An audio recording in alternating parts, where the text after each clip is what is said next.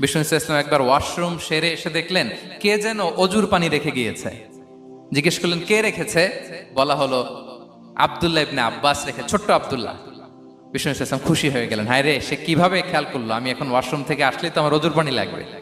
খুশি হয়ে একটা দোয়া করলেন তার জন্য। তিনি বললেন আল্লাহুম্মা ফাক্কিহহু ফিদ্দীন ওয়া আল্লিমহু তা'বীল, মানে হে আল্লাহ, আপনি তাকে দ্বীনের জ্ঞান দেন এবং কোরআনের ব্যাখ্যা তারে শিক্ষা দেন।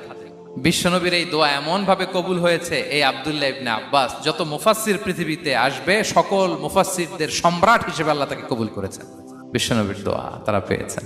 উম্মে সুলাইম রাদিয়াল্লাহু তাআলা আনহা আনাস রাদিয়াল্লাহু তাআলা আনহুকে নিয়ে আসলেন, বললেন নবী হে, আপনি এসেছেন, আমরা যে এত খুশি মদিনাবাসী, সবাই দেখে আপনার হাতে কিছু না কিছু হাদিয়া দেয়, আমি কি দিব?